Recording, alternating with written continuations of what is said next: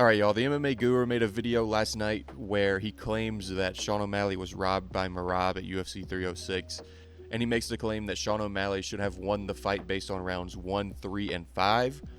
And he goes through in this video, it's an hour long, but he goes through and breaks down every single strike that was landed in rounds 1 and 3, and makes the claim that Sean O'Malley should have won those rounds. And I thought it was interesting. I didn't think someone would be so adamant that Sean O'Malley won this fight. And he spent a lot of time on it. He talks about it in the video. He spent hours and hours putting this video together, and it's an hour-long video. And as you can see, it's got quite a few dislikes. He's got 3.7 thousand likes and 2,000 dislikes. And it only shows 2,000 because I'm using an extension on Google Chrome that brings back YouTube dislikes. And that just means that 2,000 people, and that only shows dislikes from people that also have the same extension that I have. So that's not even all the dislikes that he's got on the video. He's probably got way more. But yeah, he's getting flamed in the comments. People are calling him delusional, telling me he's coping. This is one of the worst videos ever. How are you trying to spin this in the favor of Sean O'Malley? But I just wanted to talk about it because this was something I didn't necessarily consider.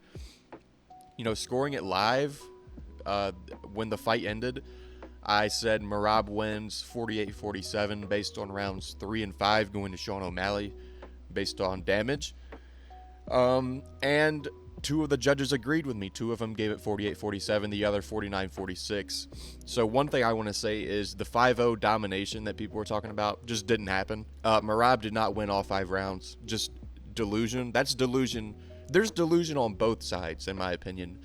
Merab, I don't even want to say fans, but maybe Sean O'Malley haters are going to say 5-0 domination, and that's delusion.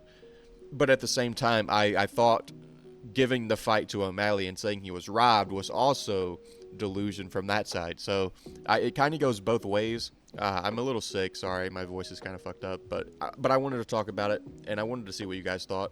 And it's something I never really considered. Giving round 1 to Sean O'Malley, he goes through. It's very detailed. I'll leave the link in the description, but I'm sure a lot of you have probably already seen it. But if you want to go check it out, it'll be in the description. But he spends 30 minutes on round 1 alone. Every single strike, you know, he's got glancing, clean, impact, power, and all of that. He's very detailed. Every strike that was landed, he showed. I went back and watched. He was very adamant. Please go fact check me. I'm not wrong. And he's right. He went through every single strike that landed in this round he had in this video. So he was very thorough. Nothing's missing. He did get every single strike. These are very accurate numbers. And he gives round 1 in favor of O'Malley based off these things on the screen. O'Malley had the more damaging shots. O'Malley more total shots. Most of Merab's shots were arm punches. He says Merab had 2 takedowns. Merab had a cut/bloody nose and bloody something. I don't know what that says. He's blocking it. And then he says Merab's guillotine attempt wasn't really a submission attempt. It was just for top position, which I agree with. The submission was never really in. I don't think you can consider that effective grappling. The submission was never locked in. So I kind of agree with that point.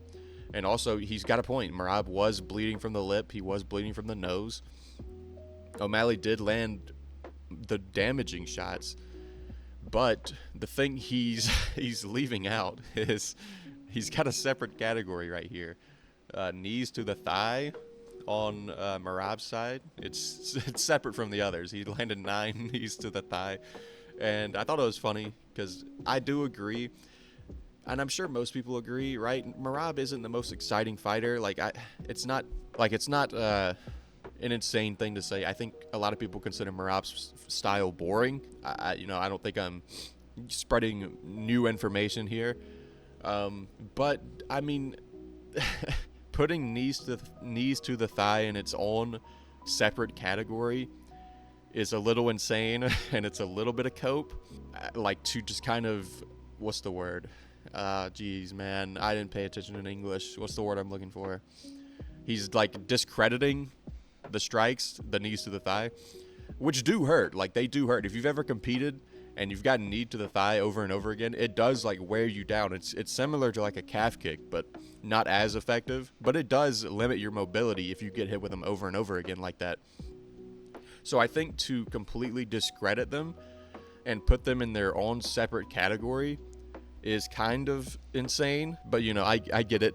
He's kind of pushing a narrative. Merab's boring. All he does is clinch, and he wins his fights by kneeing people to the thigh. And that's what he did here, though. That's what I'm trying to say. Like, even though he's boring and no one wants to watch it, his knees to the thigh need to go in the clean category because they all landed clean. I mean, he was giving things in the clean category, like shots that just barely landed but made, like, you know, clean impact but didn't really do any damage. So what's the difference between that being clean, like a jab that barely had any impact being clean, and then a knee to the thigh not being clean? Like, they should both be clean. So in reality, it's like 21 and a half clean shots to Sean O'Malley's 15. Sean O'Malley, he did land the more impactful shots. I don't disagree there. But then the clean strike difference is over. It's 6 strikes now, which I think you kind of have to give it to Merab, and I did in real time. I gave it to Merab. So not only did he land more strikes in general, he also had the takedowns, which, again, takedowns themselves don't count towards anything. It's what you do with them. And he didn't really do much of anything. He landed a few shots, which he did put in the clean category for Merab when he did land shots off of takedowns. But yeah, I find it hard to give Sean O'Malley round 1, even though he did bust open Merab's lip. He did cause him to bleed from the nose. He did have the more powerful, impactful shots. But I think the volume from Merab won him that round. He landed more total shots. He did have the takedowns, which judges are gonna consider, even though they really shouldn't. They do consider that, especially in a close round where the strikes are pretty close, especially in real time. Like, it's easy to go frame by frame and say, oh, that shot didn't really land, or that shot landed really good, but they missed it. It's hard to do that in real time. Like, when you're going frame by frame, you can really see what landed and what didn't. The judges can't do that. They're watching it in real time. And the round was really close. And then you give him the takedowns, the 2 takedowns, and the little bit of control time. They're going to consider that in a round where the striking was really close. So I think Merab does get this round, but he makes the argument that Sean O'Malley should win this round. And if you do give him this round, which I don't agree with, but if you do give him round 1, then he does win this fight because he goes on to break down round 3. He breaks down rounds 1 and 3 in this video, but I do think Sean O'Malley won round 3. I don't think there was a need to break it down. Scoring it live, I gave it to O'Malley. 2 of the judges gave it to O'Malley. Yeah, I think this one was clear, O'Malley. This was O'Malley's first round I gave him. So I think going into the championship rounds, it was 2-1. And again, 2 of the judges saw it the same way. I don't think he really needed to break down this round. But again, there are the people that thought that Merab won 5-0, which is delusional. Again, there's delusional on both sides. This was not domination. This was a close fight. It was competitive. But the thing is, the rounds Merab won clearly, he dominated. And that's why people see it as domination. Where the rounds that O'Malley won, he won not as dominantly. And they weren't as clear as the rounds Merab won, where he was mauling him on the ground. They were much more obvious and dominant than the rounds O'Malley won. So that's why people say domination, but in reality, it was a 48-47 fight on 2 scorecards. So, you know, it's something to say that no judge scored it 50-45, yet a lot of people were trying to say that it was 5-0 Merab. So I think it's 48-47, but he does break down round 3. He goes through the strike totals, as you can see on screen. Way more damage for Sean O'Malley. Landed the biggest shot of the round. Way more clean shots. A lot of Merab's were glancing. And then he opened up a cut on Merab's left eye. All of that is true. It's all true. I think O'Malley clearly does win round 3. I don't disagree with that. The problem is round 1 does not go to Sean O'Malley. I think it has to go to Merab. But again, the difference is, as you can see, 8 knees to the thigh. He does it again. 8 knees to the thigh for Merab.